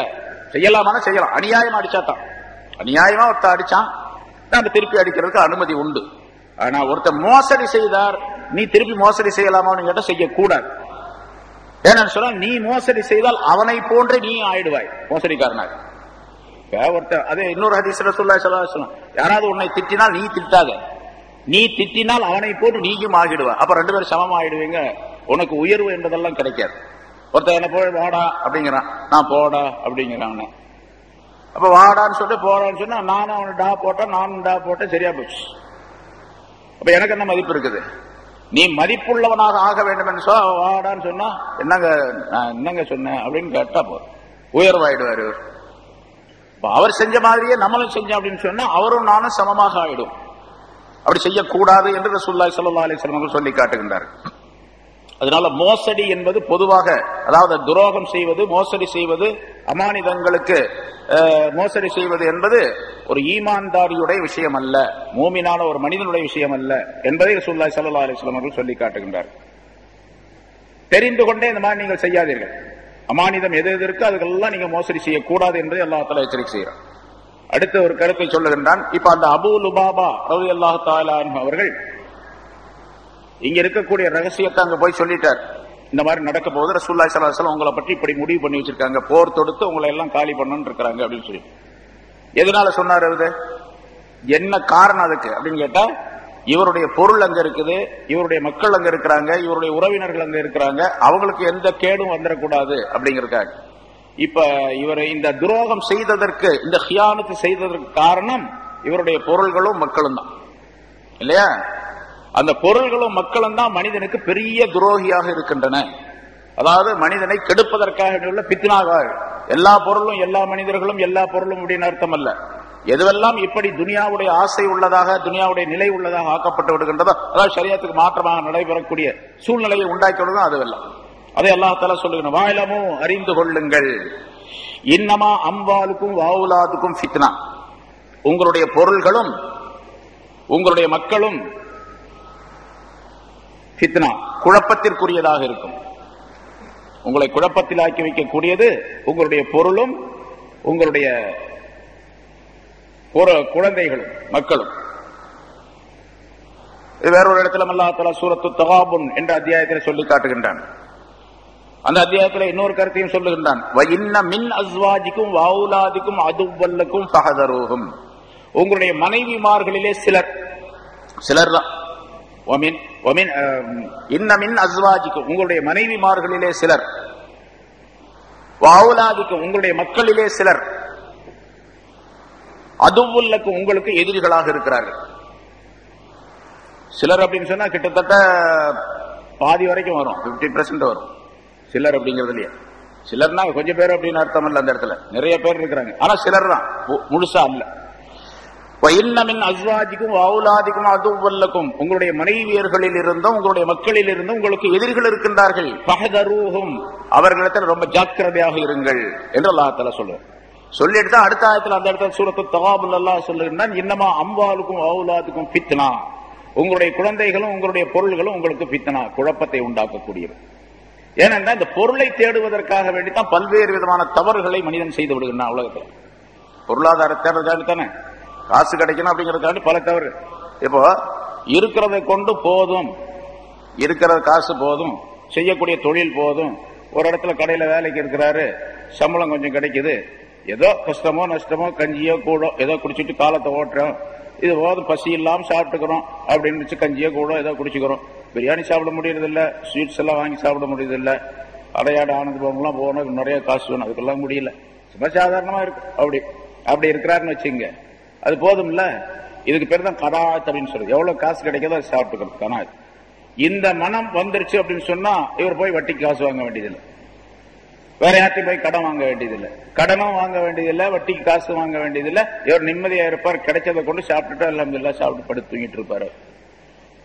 இப்ப இந்த நேரத்தில் அவரு குழந்தைகள்லாம் ஸ்வீட்ஸ் கேட்குதுங்க, எல்லாரும் வாங்கி சாப்பிடுறாங்க. மனைவி கேட்கறாங்க புடவை, எல்லாரும் பட்டு புடவை கொடுக்குறாங்க, கல்யாணத்துக்கு போறாங்க. நீங்க பாருங்க இந்த மாதிரி புடவை வாங்கி கொடுத்து இதை உடுத்திக்கிட்டு நான் கல்யாணத்துக்கு போக வேண்டியதா இருக்கு அப்படின்னு சொல்றாங்க. எது தொந்தரவு தாங்க முடியல, இன்னும் கொஞ்சம் கூட போனோம் அப்படின்னு சொன்னா எல்லாம் சரிங்க, பட்டு புடவையில வாங்கி கொடுக்குறீங்க, இதை வாங்கி கொடுக்குறீங்க, ஒரு டிவி உண்டா, ஒரு ஃப்ரிட்ஜ் உண்டா, ஒரு மிக்சி உண்டா அப்படின்னு கேட்கறாங்க. இது தொந்தரவு தாங்க முடியாம அதை வாங்கி கொடுக்கணும்னு நினைக்கிறாரு. இப்ப வாங்கி கொடுக்கணும்னு நினைச்சா என்ன பண்ணணும்? சம்பாதிக்கணும், எப்படியாவது சம்பாதிச்சாகணும். இப்படி எப்படியாவது கஷ்டப்பட்டு என்னமாவது செஞ்சு காசு கொண்டு வாங்க அப்படின்னு சொல்றாங்க அப்படின்னு வச்சுங்க. என்னமாவது செய்யறாரு, என்ன ஆகும்? என்னமாவது செஞ்சா எல்லாம் ஹராமா போயிடும். அதனாலதான் ரசூலுல்லாஹி ஸல்லல்லாஹு அலைஹி வஸல்லம் ஒரு ஹதீஸ்ல சொல்லுகின்றார்கள், அன்னை ஆயிஷா ரலியல்லாஹு தஆலா அன்ஹா அவர்கள் அறிவிக்கின்றார்கள், உத்திய பிஸபியின் ஃபகப்பலஹு, ஒரு சிறு குழந்தை ரசூலுல்லாஹி ஸல்லல்லாஹு அலைஹி வஸல்லம் அவர்களிடத்தில் கொண்டு வரப்பட்டது. சின்ன குழந்தை. ரசூலுல்லாஹி ஸல்லல்லாஹு அலைஹி வஸல்லம் அந்த குழந்தையை வாங்கி முத்தமிட்டார்கள். முத்தமிட்டு விட்டு சொன்னார்கள், அமா இன்னஹும் மப்கலத்துன் வ மஜ்புனத்துன் வ இன்னஹும் லமின் ரைஹானில்லாஹ். இந்த குழந்தைகள் இருக்கின்றவை இவைதான் ஒரு மனிதனை கஞ்சனாக ஆக்கக்கூடியவை, கோழையாக ஆக்கக்கூடியவை. ஆனாலும் இந்த குழந்தைகள் அல்லாஹுடைய பூந்தோட்டங்களில் உள்ளவை என்று ரசூலுல்லாஹி ஸல்லல்லாஹு அலைஹி வஸல்லம் சொன்னார். அல்லாஹ்வுடைய பூக்கள், மலர்கள் பூந்தோட்டத்தாக சொர்க்கத்தினுடைய பூக்களாக இருக்கின்றன அப்படின்னு சொன்னாங்க. குழந்தைகளை பாருங்க, குழந்தைகளை போய் முத்தமிட்டு பாருங்க எப்படி இருக்குன்ட்டு. ரொம்ப வாசமா இருக்கும். அதாவது மலரை விட மிக மிக மிக வாசமா இருக்கும். அது இயற்கையாகவே அல்லாஹ்தாலா அந்த குழந்தைகள்கிட்ட அமைச்சு வச்சிருக்கிறோம். ஒவ்வொரு குழந்தை இடத்துல அது பல்லு வளர்க்கறது இல்ல, குளிக்கிறது இல்ல. 10 நாளைக்கு ஒரு தடவை தான் குளிக்க வைப்பாங்க. பல்லெல்லாம் வளர்க்கறது கிடையாது, பல்லு இருந்தாலும் வளர்க்கறது இல்ல அப்படின்னு வச்சுக்கோங்க. அந்த குழந்தைகளை பார்த்தா முத்தமிட்டா ரொம்ப வாசமா தான் இருக்கும். அது குழந்தைகள் ரைஹானுல்லா, அல்லாஹ்வுடைய பூக்கள், அது மலர்கள். அது அதனால சரி. இப்ப இங்க ரெண்டு வார்த்தை ரசூலுல்லாஹி ஸல்லல்லாஹு அலைஹி வஸல்லம் சொல்றாங்க. மப்கலத்துன் மஜ்புனத்துன் அப்படின்னு சொன்னா, மப்கலத்துன் மஜ்பனத்துன். மப்கலானா புகுலை, கஞ்சத்தனத்தை உண்டாக்கக்கூடியவை இந்த குழந்தை. குழந்தை நல்ல குழந்தை தான், ஆனா இந்த குழந்தையினால மனிதன் கஞ்சத்தனம் உடையவனாக ஆகிவிடுறான். அப்படின்னா என்ன அர்த்தம் கேட்டா, நிறைய சம்பாதிக்கிறான். சம்பாதிக்கக்கூடிய நேரத்துல பள்ளியாசலுக்கு நிதிக்காக வேண்டி வந்திருக்கிறான் ஹாஜியார், ஏதாச்சும் உதவி செய்யுங்க அப்படின்னு. இவரு சரின்னு ஒரு 50 ரூபாய் எடுத்து கொடுக்குறாரு, 100 ரூபாய் எடுத்து கொடுக்குறாரு, 1000 ரூபாய் எடுத்து கொடுக்குறாரு. என்னங்க ஹாஜியார், நீங்க இவ்வளவு பெரிய வசதி உள்ளவங்களுக்கு 1000 ரூபாய் 500 ரூபாயும் கொடுக்குறீங்க, போடுங்க ஒரு 5000 10,000. 5000 10,000 கொடுத்து போட்டு நான் என்ன பண்றது? அப்புறம் புள்ள குட்டிக்காரங்க அப்படின்னு சொல்லுவார். புள்ள குட்டிக்காரங்கன்னா பிள்ளைகளுக்காடி சேர்த்து வைக்கிறாரு. அந்த பிள்ளைகளை இவர் கஞ்சத்தனமே. அந்த குழந்தை இல்லைன்னு வச்சுங்க இவர் கொடுத்துருவார். குழந்தை இருக்கிறதுனால இவர் கஞ்சனாயிடுறாரு. காசு சம்பாதிச்சு குழந்தைகளுக்காக வேண்டி அதை சேர்த்து வைக்கக்கூடிய, சேமித்து வைக்கக்கூடிய எண்ணத்தில் இவர் கஞ்சத்தனம் உடையவராக மப்கலா. அதே மாதிரி மஜ்பனா, கோழையாக ஆகிவிடுகின்றார் அப்படின்னு சொன்னா, தீனுடைய பாதையில வெளியே போகணும். ஜமாத்துல போறாங்க, அல்லது அந்த காலத்துல எல்லாம் ஜிஹாதுக்கு போனாங்க. இப்ப ஜிஹாதை குறித்து ரசூலுல்லாஹி ஸல்லல்லாஹு அலைஹி வஸல்லம் சொல்றாங்க. அது சம்பந்தமான எல்லாத்தையும் எடுத்துக்கணும். வெளியே போகும்போது ஜிஹாதுக்கு போறாங்க. ஜிஹாதுக்கு போக வேண்டும், போர் செய்ய வேண்டும் அப்படின்னு சொல்லி கட்டளை வந்த நேரத்தில் இந்த எண்ணம் வந்துச்சு, ஜிஹாதுக்கு போனா திரும்பி வருவோமா உயிரோட, அது பெரிய படையா இருக்கு, போனா வரமாட்டோம் அப்படின்னு இருக்குன்னு வச்சுங்க. இப்ப இவர் கோழை ஆயிடுவார். நம்ம போய் அங்க போய் மூத்தா போயிட்டா, இறந்து போயிட்டா நன்மை கிடைக்கும், அது வேற விஷயம். இருந்தாலும் பிள்ளைகள்லாம் அனாதை ஆயிடுமே. அதனால போருக்கு போகாம இருக்கிறதுக்கு ஏதாச்சும் ஒரு வழி பார்த்துக்குவோம் அப்படின்னு சொல்லிட்டு அந்த வழியை தேடுவார். இப்ப கோழை ஆயிடுவார். யாருனால? இந்த குழந்தைகளினால் அவர் கோழையாக ஆயிடுவார் என்று ரசூலுல்லாஹி ஸல்லல்லாஹு அலைஹி வஸல்லம். அதனாலதான் சொன்னாங்க, இன்னமா அல்லாஹ் தஆலா சொல்லுகின்றான், வாலமோ அறிந்து கொள்ளுங்கள் என்று ஒரு எச்சரிக்கையை போட்டு அல்லாஹ் தஆலா சொல்றான், இன்னமா அம்வாலுக்கும் வஅவுலாதுக்கும் ஃபித்னா. உங்களுடைய பொருள்களும் உங்களுடைய குழந்தைகளும் உங்களுக்கு குழப்பத்தை உண்டாக்கக்கூடியவை, ஃபித்னாவை உண்டாக்கக்கூடியவை. ஆனா இந்த குழந்தைகளுக்கு, இந்த பொருளுக்காக வேண்டி, பொருளை சேமிப்பதற்காக வேண்டி, குழந்தைகளுக்காக வேண்டி நீங்க இந்த உலகத்தையே தேடிக்கொண்டு இருந்து விட்டால் அது உங்களுக்கு கிடைக்கும். ஆனா அது ஒரு பெரிய லாபம்னு சொல்ல முடியாது. இந்த உலகத்தோட முடிஞ்சு போயிடுது. ஆனா அல்லாஹ்விடத்தில் கிடைக்கக்கூடிய அந்த லாபத்தை நீங்கள் தேடி அது நிரந்தரமாக இருக்கக்கூடிய அமைப்பில் அதை தேடிக்கொண்டால் நிச்சயமாக அல்லாஹ் தஆலாவிடத்தில் மகத்தான கூலி இருக்கின்றது. மகத்தான கூலி, அந்த மகத்தான அஜ்ருன் அதீம் அப்படின்னு சொன்னா மிகப்பெரிய கூலி, பிரம்மாண்டமான கூலி, நன்மை இருக்கின்றது. அந்த கூலி நீங்கள் இங்க இந்த ஆயத்து சொன்னதுக்கு காரணம், முன்னால் உள்ள ஆயத்தை தொடர்படுத்தி எடுத்துக்கொள்ள வேண்டும். மக்களுக்கு மத்தியிலே உள்ள அமானிதம், அல்லாஹ்வுக்கும் மனிதர்களுக்கு மத்தியிலே உள்ள அமானிதம், அதாவது ஷரியத்துடைய அமானிதங்கள், இவற்றையெல்லாம் சரியாக நிறைவேற்றினால் உங்களுக்கு அல்லாஹ் தஆலாவிடத்தில் மிகப்பெரிய கூலி இருக்கின்றது. இந்த அமானிதத்தை நிறைவேற்றக்கூடிய விஷயத்தில் நீங்கள் மோசடி செய்தால் அப்ப அந்த கூலி அல்லாஹ் தஆலாவிடத்தில் நீங்கள் பெற முடியாது. இன்னொரு கருத்து ஞானவான்கள் சூஃபியாக்கள் குறிப்பிடுகின்றார்கள், நிச்சயமாக அல்லாஹ் தஆலாவிடத்தில் அஜ்ர அதீம், மகத்தான கூலி இருக்கின்றது என்று சொன்னால் அல்லாஹுவே கூலியாக மாறிவிடுகின்றார். ஏன்னா அலீம், அல் அலீம் அப்படிங்கிற பேர் இருக்குது, அந்த வார்த்தை இருக்கின்றது, அது அல்லாஹ் தஆலாவுடைய திருநாமங்கள் அஸ்மாஉல் ஹுஸ்னாவுல ஒன்று, அல் அலீம் அப்படிங்கிறது, மகத்தானவன் அப்படின்னு சொல்லப்படுகிறது. அப்ப அவனே கூலியாக ஆக்கப்பட்டு விடுகின்றான், அவனே கூலியாக கிடைத்து விடுகின்றான். நோம்பு பற்றி சொல்லப்படுகிறதா, ஆனா உஜுஸா பிஹி அப்படின்னு சொல்லிட்டு, எவர் ஒருவர் எனக்காக வேண்டி நோன்பு வைக்கின்றாரோ அவருக்கு கூலியாக நானே ஆயிடுவேன், நானே கூலியாக ஆயிடுவேன், நானே கூலி தருவேன் அப்படிங்கிறது வேற அர்த்தம். ஆனா அஜிஸி பிஹி, நானே அவருக்கு கூலி தருவேன், வேற யார்த்தையும் ஒப்படைக்க மாட்டேன், நானே அவருக்கு கூலி தந்துருவேன். உஜ்ஸா பிஹி அப்படின்னு சொன்னா நானே கூலியாக ஆகிடுவேன், அல்லாவே கூலியாக ஆயிடுவான். அல்லாவே பிடிச்சுக்கிட்டா அல்லாவுடைய ஆட்சி பூரா அவருக்கு தான் சொந்தம். ஹாரூன் ரஷீத் சொன்னதை போல, ஹாரூன் ரஷீது தன்னுடைய அரண்மனையில ஒரு நாள் அவருக்கு ரொம்ப சந்தோஷம், ஏதோ ஒரு மகிழ்ச்சியான விஷயம் ஏற்பட்டுருச்சு அவருக்கு. அதனால தன்னுடைய பணியாளர்கள் எல்லாம் கூப்பிட்டாருங்க, எல்லாத்தையும் கூப்பிட்டு அந்த அரண்மனையில பெரிய ஹாலு, அங்க கொஞ்சம் வெள்ளி காசு, இந்த பக்கம் தங்க காசு, இங்க வைரம் ஐடூரியம் சில பொருள்கள் எல்லாம் கூச்சு அப்படி இப்படி வச்சிருக்கிறார். நிறைய பொருள்கள்லாம் நிறைய இருக்குது. எத்தனை பேர் வேலைக்கார பணியாளர் இருக்காங்க அத்தனை குவியல் இருக்கு. என்ன வேலைக்கார அடிமை ஆண்கள் பெண்கள் எல்லாம் நிறைய இருக்காங்க. இந்த பொருள்கள்ல யார் யாருக்கு என்னென்ன வேணுமோ அவங்க போய் அதை தொட்டீங்கன்னா அது அவங்களுக்கு அப்படின்னாரு. ஆளுக்காலு போய் ஒருத்தர் தங்க குவியல், ஒருத்தர் வெள்ளி குவியல், அவருக்கு என்னென்ன தேவையோ துணிமணிகள் அது இது வைரம் என்னென்ன இருக்கோ அதெல்லாம் போய் தொட்டாங்க. அதாவது அவங்களுக்கு எப்படி ஒரே ஒரு அடிமை பெண் மட்டும் பெசாம நின்றுகிட்டே இருந்தாங்க. அடிமை பெண் பெசாம நின்றுட்டே இருந்தாங்க. ஏன் உனக்கு ஒண்ணுமே வேண்டாமா அப்படின்னு கேட்டார்.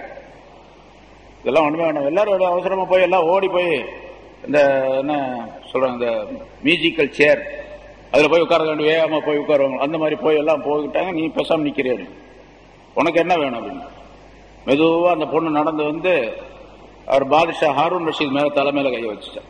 இவருதான் வேணும் அப்படின்னு. அப்படின்னா என்ன அர்த்தம், அவர் கிடைச்சு அப்ப அந்த ஹாரூன் ரஷீத் சொன்னார் நான் உனக்கு இருக்கிறேன் அப்படின்னு சொன்னார். கிடைச்சிட்டாருன்னு சொன்னா அவர் கல்யாணம் பண்ணிக்கிறது கணவனாக ஆகிறதுன்னு அர்த்தம் இல்ல, நீங்க தான் எனக்கு வேணும்.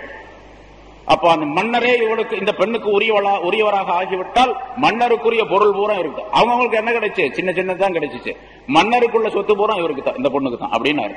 அது மாதிரி அல்லாஹ் பிடிச்சி அல்லாஹவே நமக்கு ஆகிவிட்டால் அல்லாஹ்வுடைய சொத்து பூரா நமக்கு தான்.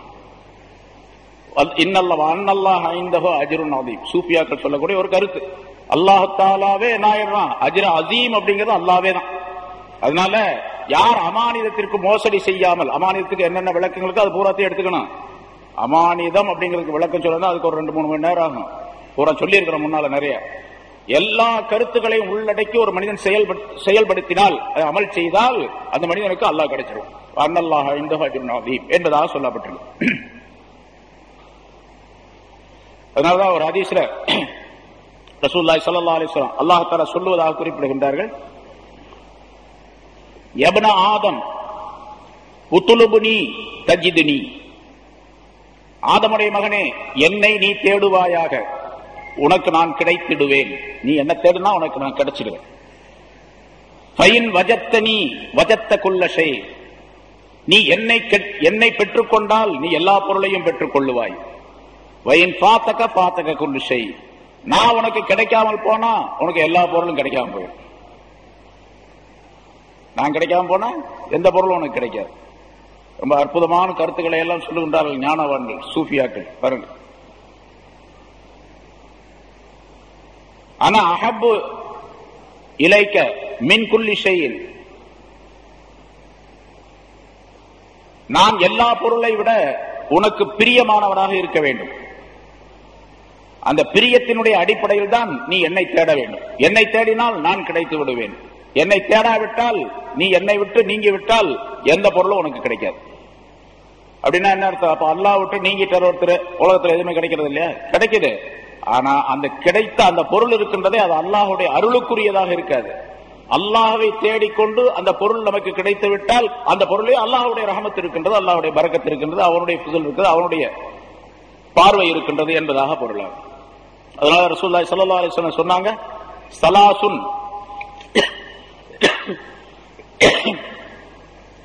மன் குன்ன ஃபீஹி வஜத ஹலாவத்தல் ஈமான், 3 காரியங்கள் எந்த மனிதரிடத்தில் அந்த 3 காரியங்கள் இருக்கின்றனவோ அவர் ஈமானுடைய சுவையை பெற்றுக் கொண்டவராக ஆவார். மன் கான அல்லாஹு வ ரசூலுஹு அஹப்ப இலைஹி மிம்மா சிவாஹுமா, அல்லாஹ்வும் அவருடைய ரசூலும் அந்த 2 பேர் அல்லாத மற்ற எல்லா பொருள்களை விட இவருக்கு பிரியமாக இருக்க வேண்டும். அல்லாஹ் ரசூலை தவிர மீது எந்த பொருளும் அவ்வளவு பிரியமா இருக்கக்கூடாது, அல்லாஹ் ரசூலும் தான் நமக்கு பிரியமா இருக்கணும். அப்படி ஒரு நிலை அந்த மனிதர்.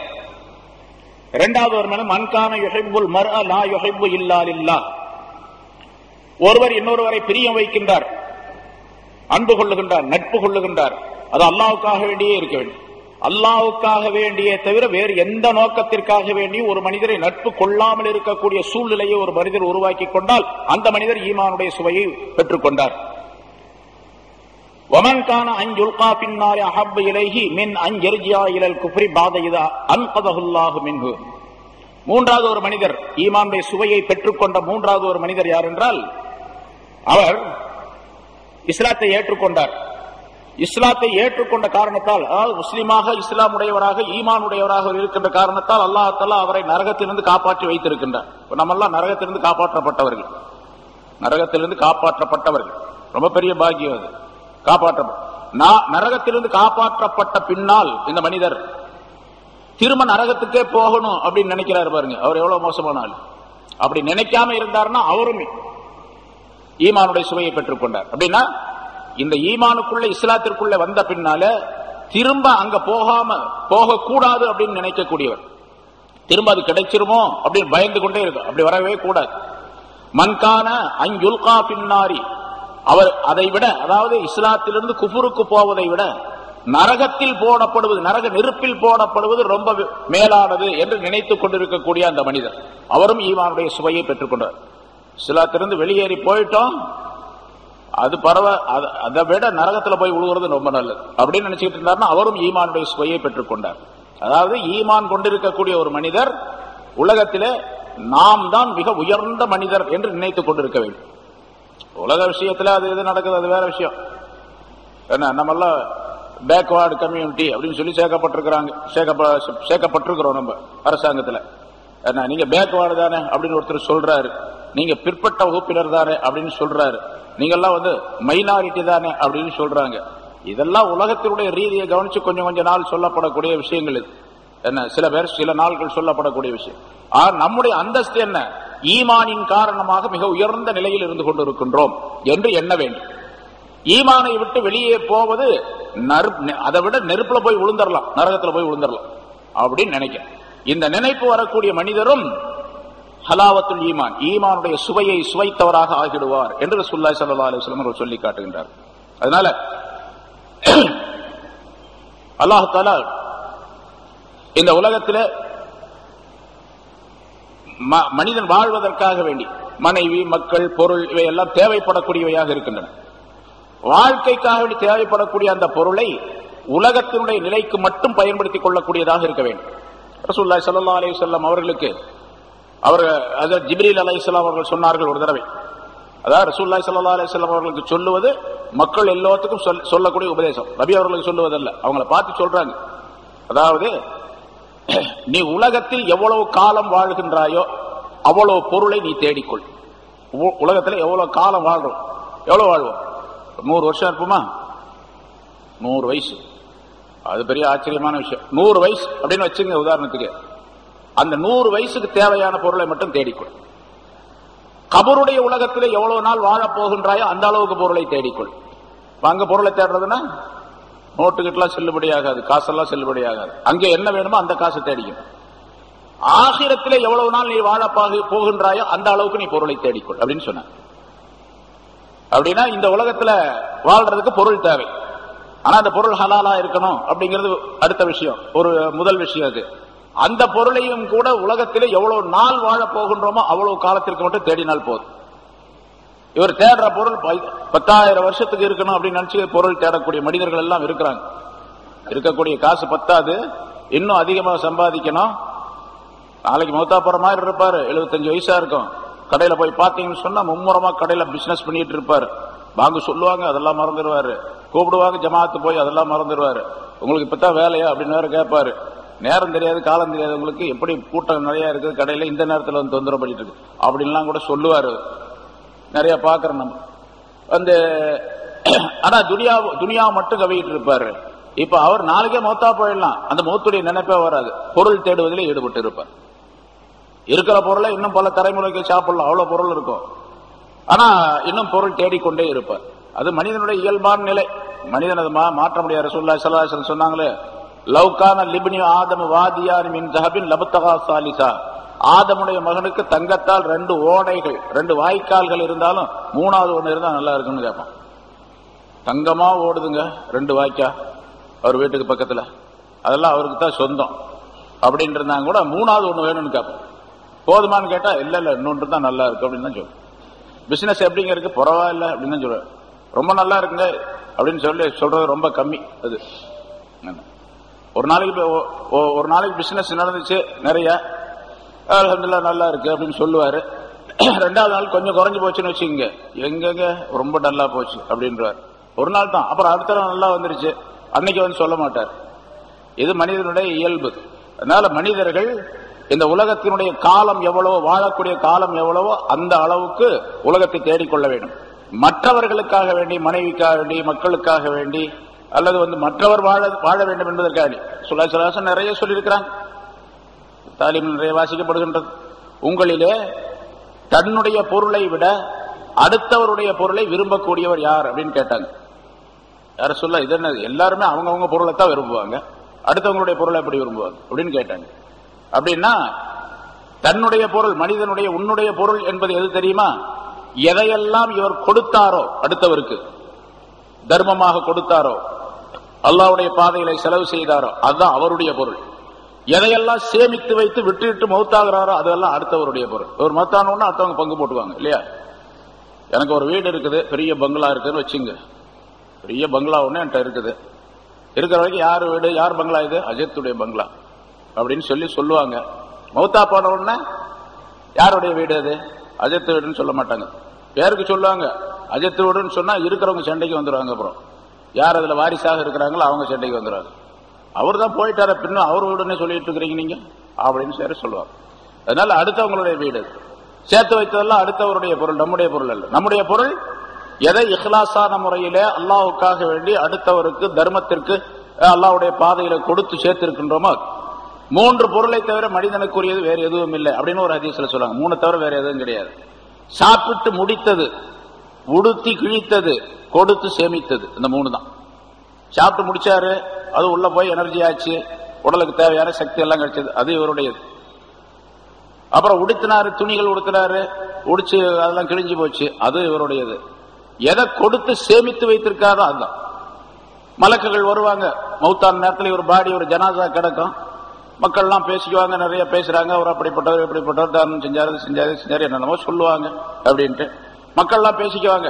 சரி, அஜித் மௌத்தா போயிட்டாரு, என்ன காசு எவ்வளவு, பேங்க்ல எப்படி பேலன்ஸ் எல்லாம் எப்படி இருக்குது அஜித்துது, வீட்டுல எவ்வளவு வச்சிருக்காரு, கடையில எவ்வளவு வச்சிருக்காரு, பேங்க்ல எவ்வளவு வச்சிருக்காரு அப்படின்னு கேட்டுக்கிட்டு இருப்பாங்க. எல்லாம் வந்தவங்க எல்லாம் பேசிக்கிட்டு இருப்பாங்க. அங்க மலக்குகளும் வர்றாங்க, ஜனாசாவுடைய இடத்துக்கு மலக்குகள் வர்றாங்க. மலக்குகள் வந்து என்ன கேட்கிறாங்க, மா தகத்தம, இவர் என்ன கொண்டு வந்திருக்காரு நம்ம இடத்துக்கு அப்படின்னு கேட்பாங்க. இங்க இருக்கிறவங்க எல்லாம் மாத்த அக்கறை, இவர் என்ன விட்டுட்டு போயிருக்கிறார் அப்படின்னு கேட்காங்க. மக்கள் எல்லாம் இவர் என்ன விட்டு சென்றிருக்கிறார் என்று பேசிக் கொள்ளுகிறார்கள். அந்த கூட்டம் ஜனாசாக்கு அந்த மலக்குகள் எல்லாம் மா தகத்தம, இவர் என்னத்தை முற்படுத்தி வைத்தார் அப்படின்னு கேட்டுக்கிட்டு இருக்கிறாங்க என்று ரசூலுல்லாஹி ஸல்லல்லாஹு அலைஹி வஸல்லம் சொல்லி காட்டுகின்றார். குர்ஆனில் அல்லாஹ் தஆலா வமா துகத்திமூ லிஅன்ஃபுசிகும் மின் கைரின் தஜிதூஹு இன்தல்லாஹ், எதை நீங்கள் உங்களுக்காக முற்படுத்தி வைத்தீர்களோ அதை அல்லாஹ்விடத்தில் நீங்கள் பெற்றுக் கொள்ளுவீர்கள் என்பதாக சொல்லுகின்றார். அதனால உலகத்தினுடைய விஷயங்களை கவனித்து வாழ வேண்டும், அதாவது சிந்தனை செய்து வாழ வேண்டும். உலகத்தினுடைய விஷயத்தை மட்டும் தேடிக்கொள்வார்கள். உலகத்துலதான் வாழணும், உலகத்தை தேடணும். ஆனா அதே நேரத்தில் ஆசிரத்தை மறந்து விடக்கூடாது. வாழ்க்கை அங்கதான், இங்க உலகத்துல எப்படி இருக்க வேண்டும். அதனால அல்லாஹ் ரசூலுடைய சொல்லுக்கு மாற்றமாக மோசடி செய்யக்கூடிய, துரோகம் செய்யக்கூடிய சூழ்நிலையை உருவாக்கி கொள்ளக்கூடாது. மனைவி, மக்கள், பொருளாதாரம் ஆகியவற்றுடைய விஷயத்தில் மிக ஜாக்கிரதையாக இருக்க வேண்டும். இவையெல்லாம் உங்களை குழப்பத்தில் ஆக்கி வைக்கக்கூடியதற்காக வேண்டி கொண்டு வரப்பட்டு கொடுக்கப்பட்டிருக்கின்றது. அது இருந்துதான் மனைவி இல்லாமல், மக்கள் இல்லாமல், பொருள் இல்லாமல் வாழ முடியாது. ஆனா அதெல்லாம் ஃபித்னாவுக்குரியது. ஃபித்னா இல்லாமலும் ஆக்கிக் கொள்ள முடியும். அதை செய்ய வேண்டும் என்பதை அல்லாஹ் வல்லாஹு இன்தஹு அஜ்ருன் அஸீம் என்ற வாசகத்தின் மூலமாக அதை தெரியப்படுத்துகிறார். பொருள் இருக்குது, பொருளை குழப்பம் இல்லாததாக ஆக்கிக் கொள்ள முடியும். மக்கள் இருக்கிறாங்க, அதை குழப்பம் இல்லாமல் ஆக்கிக் கொள்ள, ஃபித்னா இல்லாமல் ஆக்கிக் கொள்ள முடியும். மற்ற சொத்து சுகங்கள் எல்லாம் இருக்கின்றன, எல்லாத்தையும் ஃபித்னா இல்லாமல் ஆக்கிக் கொள்ள முடியும். அப்படி ஆக்கிக் கொண்ட ஃபித்னா உடையதாக இல்லாமல் ஆக்கிக் கொண்டால் வல்லாஹு இன்தஹு அஜ்ருன் அஸீம், அல்லாஹ் தஆலா இடத்தில் மிகப்பெரிய மகத்தான கூலி இருக்கின்றது என்று அல்லாஹ் தஆலா சொல்லி காட்டுகின்றார். அத்தகைய நல்ல பண்புகளை நம் அனைவருக்கும் அல்லாஹ் தஆலா தந்தருள்வானாக.